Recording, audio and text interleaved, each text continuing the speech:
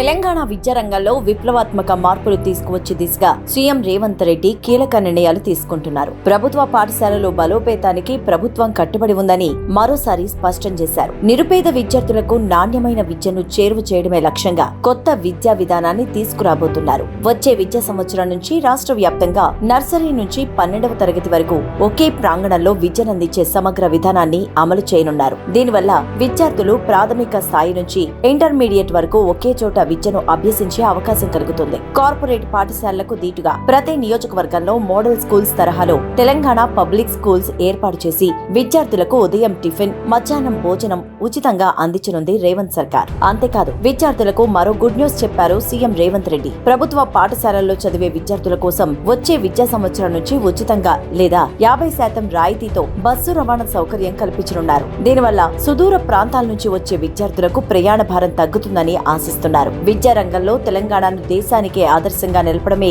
తమ ప్రభుత్వ ధ్యేయమంటూ రేవంత్ రెడ్డి పునరుద్ఘాటించారు.